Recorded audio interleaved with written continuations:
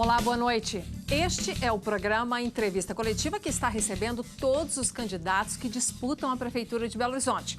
E como temos o maior número de interessados em comandar a capital mineira da história, estamos aí recebendo os candidatos também no programa Band Eleições, exibido toda quinta-feira ali por volta de meia-noite. Hoje estamos recebendo o candidato pelo PCdoB, o Adson Ribeiro. O Adson é formado em administração pública. Foi secretário executivo do Ministério do Esporte durante o governo Lula. Foi eleito deputado federal, assumindo uma vaga de suplente em 2015 e 2016. Foi ouvidor-geral do Estado de Minas Gerais e é presidente do PCdoB em Minas. Seja bem-vindo, candidato. Boa noite. Obrigado. Boa noite, Nácia. Boa noite, Murilo. Bom, e também ao meu lado, como entrevistador, Murilo, que é o nosso diretor de jornalismo aqui da Band. Seja bem-vindo mais uma vez, Murilo. Boa noite, Nácia. Boa noite, candidato. Obrigado por aceitar o nosso convite. Boa noite, eu que agradeço. Candidato, a gente começa com uma pergunta de aquecimento, para o senhor ter a oportunidade de conversar diretamente com os eleitores de Belo Horizonte que estão nos acompanhando. Por que o senhor acredita ser o melhor candidato para a nossa capital para comandá-la nos próximos 4 anos? Olha, melhor seria uma resposta muito prepotente de minha parte. Eu me considero uma pessoa preparada, né? Eu sou formado em administração pública, eu fui secretário executivo do Ministério do Esporte, que é uma espécie se fosse no futebol, chamaria-se de volante, né? Que carrega a gestão interna de um ministério. Fui secretário aqui no Estado, além de ouvidor-geral, fui secretário de Desenvolvimento Integrado e Fóruns Regionais. E também uma experiência política, né? Desde a minha juventude, eu fui presidente da União Nacional dos Estudantes, da UNE, e também deputado federal. Então, eu me considero uma pessoa preparada. Não posso afirmar, seria uma prepotência minha em dizer que eu sou o melhor candidato, né? Mas me julgo uma pessoa preparada no campo da esquerda para que a gente possa governar Belo Horizonte com outro olhar. Agora, candidato, desde 2015, 2016, vamos dizer, do processo de impeachment da ex-presidente Dilma Rousseff, o Brasil vive uma polarização muito grande. E os partidos de esquerda vêm perdendo espaço, inclusive nas votações recentes. Por que não uma frente ampla de esquerda em Belo Horizonte? Porque os partidos não se uniram. Tradicionalmente, PT e PCdoB costumam lançar candidaturas juntos. Por que não? Porque esse ano, partidos de esquerda, cada um lançou a sua candidatura. Olha, eu acho que isso tem muitas razões, Murilo. Talvez a principal delas tenha sido uma reforma política aprovada no Congresso Nacional, que terminou com as coligações para vereadores, né, que nós chamamos de proporcionais. Ao você terminar com essa possibilidade de coligação, você acaba exigindo dos partidos, além de lançarem as suas chapas próprias de vereadores, também terem as suas candidaturas majoritárias, né, à prefeitura. Agora, no caso do PCdoB, nós achamos que uma relação, ela tem que ser uma relação equilibrada, né? O PCdoB apoiou o ex-presidente Lula desde 1989. Aqui em Minas Gerais, nós apoiamos o PT nas eleições de 2010, de 2012, de 2016 e de 2018.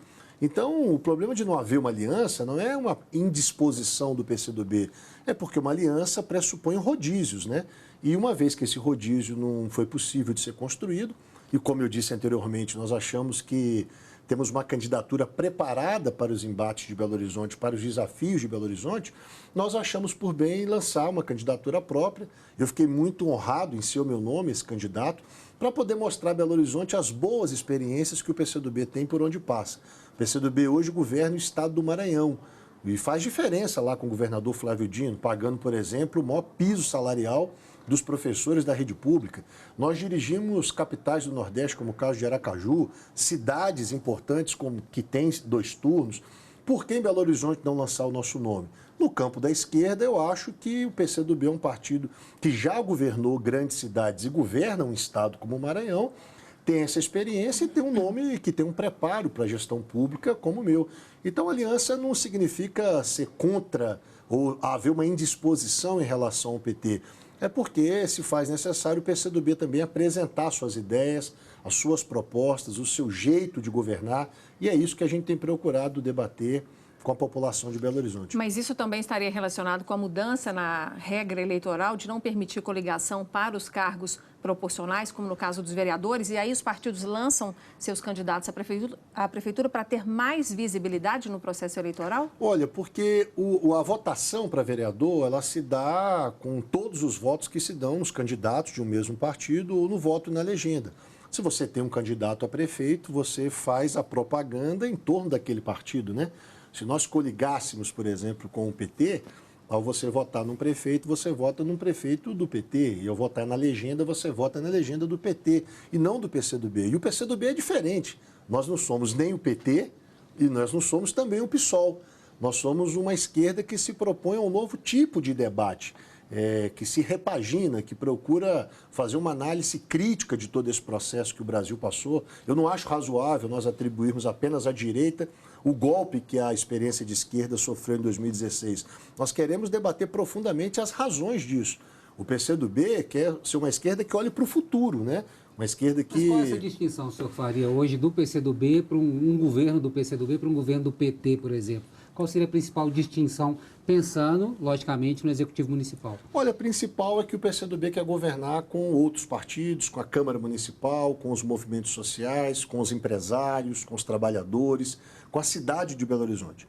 Uma segunda questão para nós muito importante é que nós acreditamos que o desafio do Brasil hoje, e não é diferente em Belo Horizonte, é um projeto de desenvolvimento econômico, que gere emprego, que gere riqueza.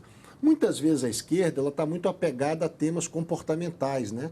Temas identitários, que são importantes também de serem debatidos, mas não podem ser a questão central. Talvez o que mais diferencia o PCdoB de outras correntes de esquerda é porque o PCdoB ele tem uma ligação clara histórica com todos esses movimentos sociais, mas o PCdoB está pensando num projeto de nação. A esquerda tirou do seu vocabulário o debate sobre emprego, sobre desenvolvimento econômico. Parece um pecado debater soberania nacional.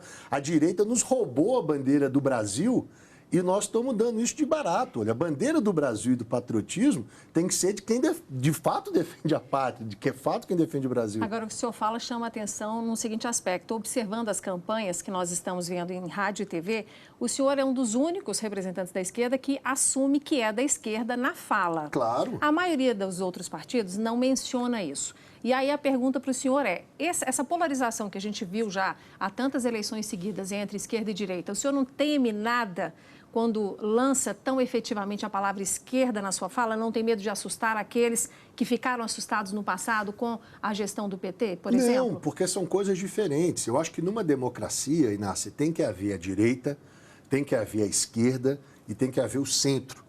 E ainda, melhor ainda, é se houver rodízio de poder. O que não pode ocorrer no Brasil hoje é o avanço de forças que não são de direita, como o Bolsonaro. Ele é uma força fascista. O que o Bolsonaro quer é fechar o Congresso Nacional. O que ele quer é fechar o Supremo. O que ele quer é uma campanha de ódio contra homossexuais, contra negros, contra nordestinos. Olha, isso não é ser direita. Isso é fascismo. O que nós defendemos é que exista, de fato, as correntes políticas. Por que eu faço questão de dizer que eu sou de esquerda? Porque nós não podemos ficar na corda nesse ringue. Nós temos que debater as experiências positivas quando a esquerda governou. Nós não podemos demonizar a esquerda. Olha, que história é essa? É o Trump que está dizendo que os problemas do mundo é da esquerda. É o Bolsonaro que todo adversário dele ele diz que é esquerdopata, que é comunista. Tem uma geração, Inácia, que está, nesse momento, é adolescente, é jovem, que, por exemplo, acha que no Brasil não houve ditadura militar.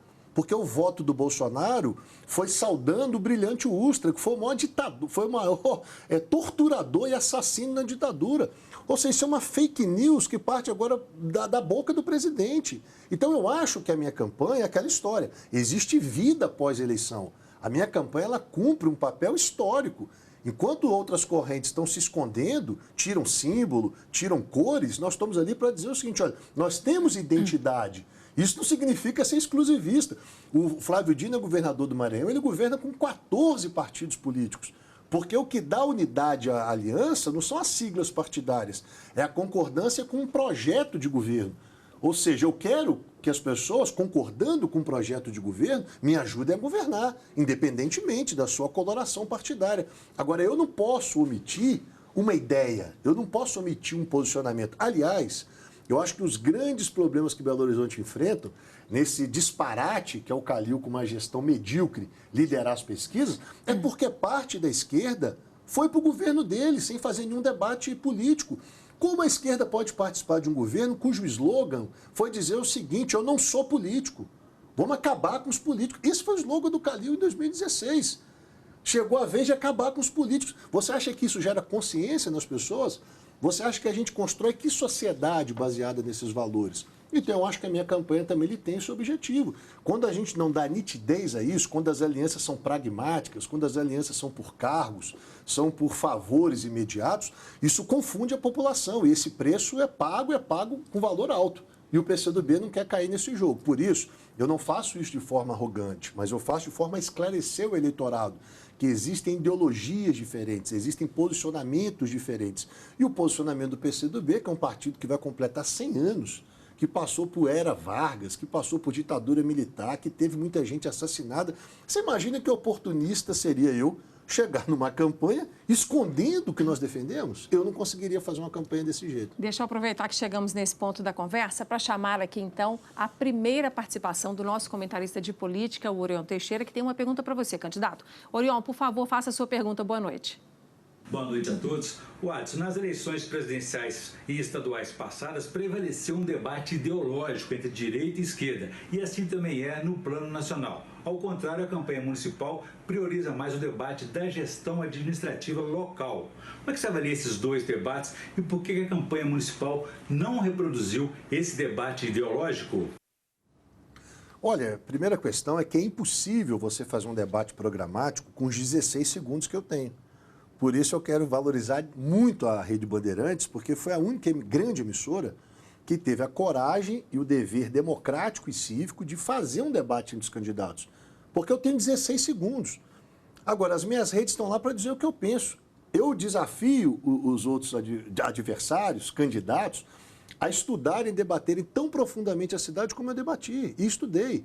Eu estou propondo questões para o transporte baseado em estudos que eu realizei. Eu estou propondo questões para a educação baseadas em estudos e experiências de onde nós tivemos. Eu estou propondo saídas para a questão econômica, para a geração de emprego, por exemplo, baseada em convicções e em estudos sobre a macroeconomia, sobre a austeridade fiscal. Você veja bem o que está acontecendo em Belo Horizonte. O Calil deveria dizer para a população que ele está indicando um vice, as pessoas podem estar votando nele, quem vai governar é o vice. Porque o vice pode ser o prefeito em 2022, porque o Calil quer ser candidato ao governador. Quem foi o vice do Calil?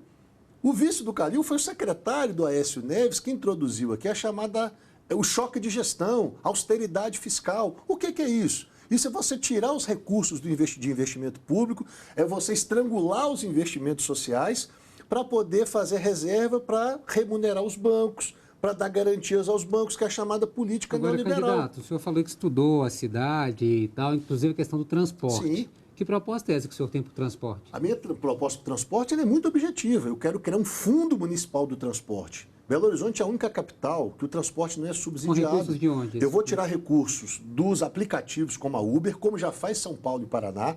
Eu não sei se você sabe, São Paulo e Paraná taxa por quilômetro rodado, Uber e outros aplicativos.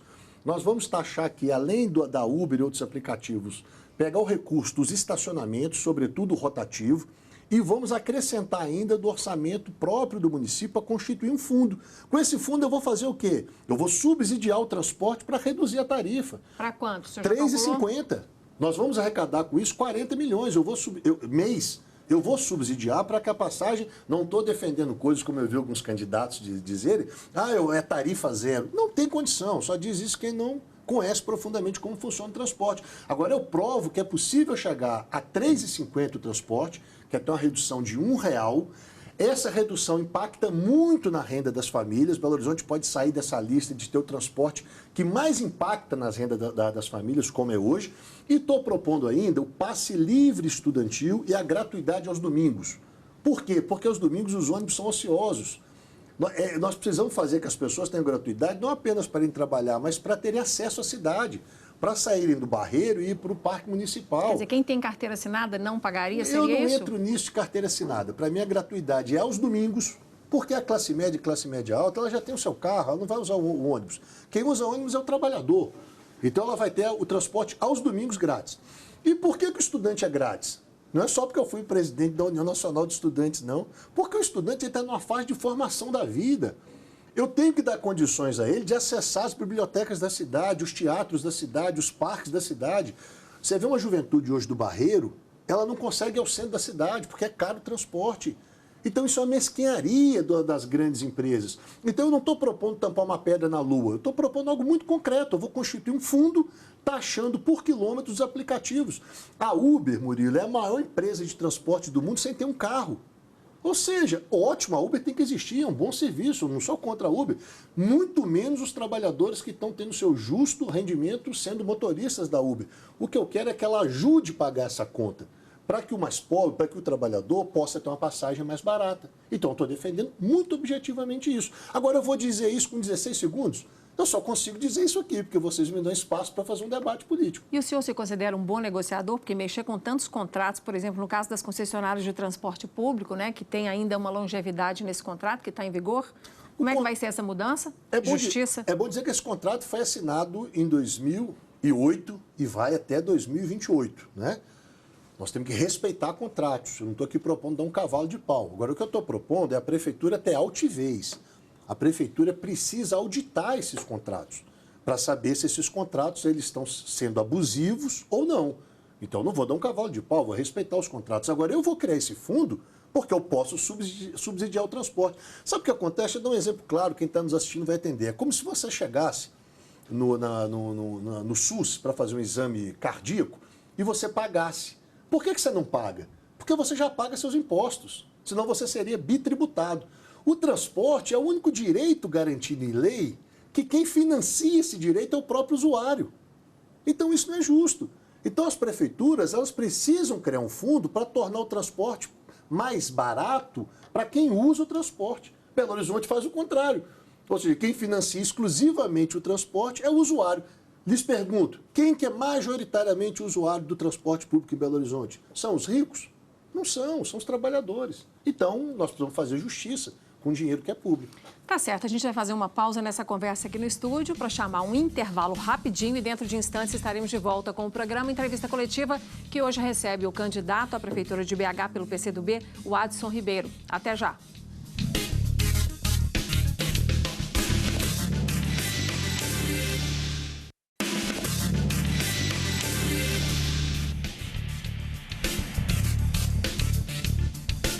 Estamos de volta com o programa Entrevista Coletiva e hoje estamos recebendo o candidato à Prefeitura de Belo Horizonte pelo PCdoB, o Adson Ribeiro. E para esquentar essa segunda rodada de perguntas, eu já vou chamar a participação do nosso comentarista de política, Orion Teixeira, que volta para fazer mais uma pergunta ao nosso convidado. Orion, é com você.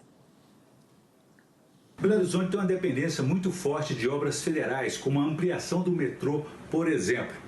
Essa obra virou aí uma espécie de lenda urbana e nessa campanha uma obra fantasma, ninguém fala dela.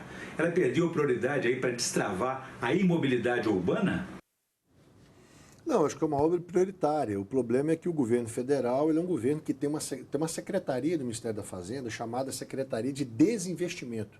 Você imagina que você explicar para um país sério que o Brasil que desinveste, né? Então, ninguém tem expectativa de ter recurso federal para ampliar a obra do metrô com um governo como esse, com uma economia em frangalhos, com desemprego alto, uma crise econômica. Agora, eu acho que é uma obra essencial e nós vamos articular e precisar muito da bancada de deputados federais, da nossa bancada no Senado, para poder trazer esses recursos. E o senhor concorda, então, com esse decreto novo do presidente Jair Bolsonaro, que inseriu a obra do metrô de Belo Horizonte entre aquelas que podem ser privatizadas já no ano que vem? Esse decreto é um decreto mentiroso, não vai sair. Está fazendo isso porque houve um anúncio no passado dizendo que tinha incluído na linha 2, fruto de reparações com a Ferrovia Atlântica. Isso não vai existir. Então, ele incluiu um decreto, mas ele não tem nenhuma garantia de orçamento, muito menos de financeiro. Isso não sai dessa forma, só sai com articulação política da bancada federal, da bancada do Senado, para garantir isso no orçamento da União. Iniciativa privada, não? Talvez sim, se possa fazer uma parceria público-privada, mas isso não está no horizonte porque a iniciativa privada no Brasil hoje ela não tem segurança para investir. O Brasil, que investimento tem? Qual parceria público-privada foi feita em Belo Horizonte nos últimos 4 anos? Nenhuma. Candidato, o senhor falou da questão de geração de emprego e também de aquecer a economia. A gente pensando que o próximo prefeito vai pegar uma cidade extremamente fragilizada. Pós-pandemia, ou nem sabemos, talvez ainda durante uma pandemia, com o risco até de uma segunda onda. Como trabalhar esse conceito de geração de emprego e renda nesse contexto? Sendo que o município também tem limitações, né? Tem alguns tributos, o senhor pensa em isenção de tributos, redução? Não, o que eu penso objetivamente é inverter a lógica. Como eu disse, nós precisamos entender que a prefeitura não é uma empresa. A empresa tem lucro, a prefeitura tem que prestar o bom serviço. A prefeitura, em 2019, deixou de executar 194 milhões, que ficou no caixa. Sabe por quê? Porque há essa ortodoxia. Ou seja, é quase um pecado fazer investimento hoje. Eu quero mudar essa lógica. Eu quero usar esse recurso para poder fazer obras públicas. Porque se eu faço obras públicas, por exemplo, para contenção de enchentes, para casas em situação de risco, deslizamentos, programa de moradia, eu estou gerando emprego de mão de obra. Se eu estou gerando emprego na construção civil, eu estou aquecendo a economia. Mas essas obras estão previstas agora com o acordo que a Prefeitura fechou com a Caixa Econômica. Sim, mas ela fez isso depois de 4 anos. Eu vou continuar essas obras, que são 230 milhões, e quanto a Prefeitura pode contrair de novos empréstimos? Mas quais seriam essas novas obras? Pois é, deixa eu acrescentar. São essas as obras às quais o senhor se refere no plano de governo? Obras públicas com grande impacto social, seriam essas? Posso dar um exemplo para vocês, para ficar claro para quem está nos assistindo. Belo Horizonte tinha antes da pandemia 3.600 crianças de 0 a 3 anos fora das creches. Para eu universalizar o acesso à creche, eu preciso construir escola municipal de educação infantil. Onde é que eu vou pôr essas crianças? Isso é obra. Para eu resolver o problema de macrodrenagem, eu tenho que fazer obra. Para eu resolver o problema de mobilidade urbana, que não precisa ser só metrô, como disse o Orion, mas pode ser veículo leve sobre trilho, que é bem mais barato, por exemplo, para fazer a ligação Lagoinha-Savassi. Eu preciso fazer obra. Onde estão esses recursos? Não estão no caixa da prefeitura, claro, em que pese 200 milhões não ter sido executados em 2019. Esses recursos estão na possibilidade que o Ministério da Fazenda concede aos municípios no que tange a obtenção desses empréstimos e financiamentos. Por que a prefeitura não faz isso? Porque a lógica dela é manter o caixa da prefeitura no azul e a situação da população no vermelho. Eu quero mudar isso. Eu quero usar a minha possibilidade. Se eu posso contratar mais pessoas, eu quero contratar mais pessoas, dentro do limite da lei de responsabilidade fiscal. O senhor fala construir escola, mas escola tem servente, tem a cantineira, tem professores. Claro, é por isso que eu estou dizendo. E nós temos que fazer a economia geral. Se eu não... Cada real que nós investimos, por exemplo, num programa, pega um programa de transferência de renda, que muitos têm dito, como foi o Bolsa Família. Cada real aplicado no Bolsa Família, ele gera 2 outros reais na economia. Porque ninguém com um programa desse gasta esse dinheiro em Nova York, ou na Disneylandia, ou em Paris, ele gasta esse dinheiro no sacolão do bairro. Eu preciso destravar. O problema é que Belo Horizonte está ela está perdendo posições para outras capitais, porque tem uma visão provinciana. Ela não consegue, ela enxerga a árvore, mas não consegue enxergar a floresta. Nós precisamos ter articulação política junto, inclusive, a organismos internacionais, junto a buscar nova... Que grande indústria se instalou em Belo Horizonte nos últimos anos? Nós ficamos falando em quê? Quem se instalou aqui? Quais os negócios foram feitos em Belo Horizonte? Então, nós precisamos retomar. O Calil se gaba agora de, no final dos seus 4 anos, ter conseguido com a Caixa 230 milhões para fazer a obra da Vilarinho. Parabéns. Por que não conseguiu 1 bilhão nos 4 anos?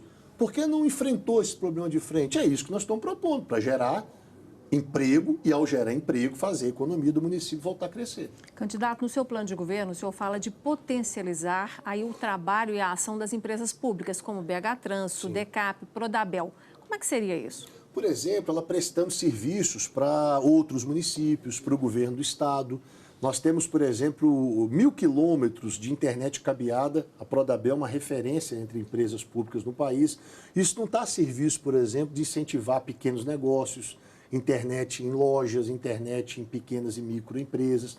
Nós precisamos fazer dessas empresas empresas que possam gerarem dividendos para o município, para que o município possa ter mais investimentos. Isso significa aumentar muito a folha de pagamento de Belo Horizonte? Porque vai precisar de mais pessoas contratadas. Não, ao contrário, elas precisam ser mais eficientes, elas precisam ter essa lógica.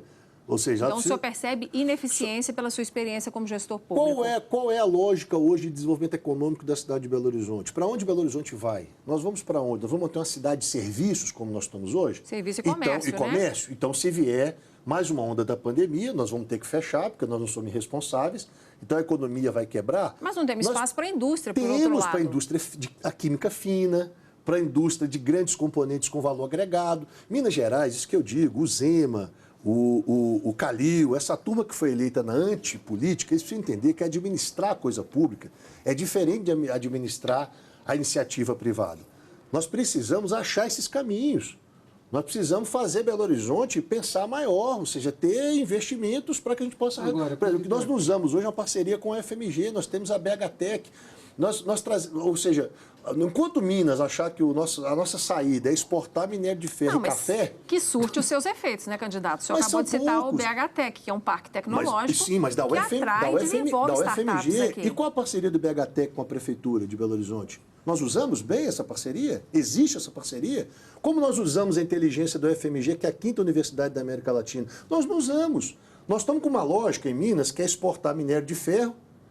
Aí estamos acabando com inclusive com as nossas serras. Nós estamos com a lógica que eu tenho que exportar café. Bacana, você vai exportar um navio de minério de ferro e vai comprar um componente desse tamanho com valor agregado e pagar o mesmo valor. Agora, então isso é um desafio tecnológico, isso que eu estou querendo dizer. O senhor falou de parcerias com o governo federal para grandes obras, mas caso o senhor seja eleito, o senhor pega 2 anos antes de governo Bolsonaro, um governo que você classificou como fascista. Espero os seus últimos 2 anos. Pois é, mas como negociar recursos para o município com um governo que você acabou de classificar como fascista? Murilo, o senhor não vai sofrer represálias desse governo? Mas quem disse que o dinheiro é do Bolsonaro? O dinheiro é do contribuinte. Mas a gente sabe como funciona, né, candidato? Não, acabou a eleição. Então ele vai ter que dizer para o segundo eleitorado do país, que é Minas Gerais, e para uma das maiores capitais, que ele está vetando politicamente a cidade. Mas você tem alguma dúvida que ele faria? Não sei. Ele veta hoje porque não é só isso não. Ele veta hoje porque a economia brasileira está em crise, uma crise provocada por ele e pelo Paulo Guedes, com desemprego de 14%, com a indústria derretendo. Essa é a crise econômica. Não é porque ele não quer investir. Ele não investe porque a economia do Brasil está ladeira abaixo. Agora, passada a eleição, ele tem que respeitar Belo Horizonte. Eu vou dizer o seguinte... Candidato, o senhor também terá 2 anos de Romeu Zema. Como é que será essa relação também? O Romeu Zema não fala, o Romeu Zema é uma tragédia. O Estado de Minas Gerais, ele não mostrou a que veio. Ele fala que ia dar um choque, revolucionar a gestão de Minas Gerais. Está aqui, os servidores não sabem se vão receber o 13º. Agora, o que eu estou querendo dizer... Graças do governo Pimentel, que e o outros partido do senhor governos. apoiou. Não, e mais, que quem fez o choque de gestão e colocou as finanças do Estado em crise foi o Aécio Neves, a Anastasia, que construíram, por exemplo, um centro administrativo com um elefante branco. E isso vem se acumulando. Agora, o que eu estou querendo dizer é que o dinheiro não é do Bolsonaro, ele tem que respeitar Belo Horizonte. Essa história de que eu tenho que ter um prefeito aliado do mesmo partido do governador e do mesmo partido do presidente da República, isso é mentira. Você precisa ter altivez política. Ninguém te respeita se você negociar de joelhos. Te respeita se você tiver seriedade, se você tiver força, se você tiver projeto. E é isso que nós vamos ter. E ele vai ter que respeitar, não o Adson Ribeiro, prefeito, ele vai ter que respeitar Belo Horizonte. Candidato, chegamos ao fim do nosso tempo aí, que é um programa longo, né? Uma oportunidade boa para o senhor conversar com o eleitorado. E eu agradeço a sua presença por estar aqui conosco. Boa sorte na campanha. Nasce, eu que agradeço a você, ao Murilo, ao Orion e a todos que nos acompanharam. Mais uma vez, a Band dá esse exemplo democrático de abrir espaço para todos os candidatos aqui exporem as suas ideias. Verdade, é assim que a Band trabalha. Obrigada, viu, Murilo, mais uma vez. Obrigado, Inácia. Obrigado, candidato. Boa sorte na sua caminhada. Obrigado. Bom, ficamos por aqui. Espero que esse programa tenha sido útil para você dentro dessa leva que nós temos de entrevistar todos os 15 candidatos à Prefeitura de Belo Horizonte. Você pode rever e compartilhar todas essas entrevistas que estamos realizando com todos eles, acessando o nosso YouTube ou então o Facebook, no nosso perfil TV Band Minas. Obrigada pela sua companhia e até semana que vem.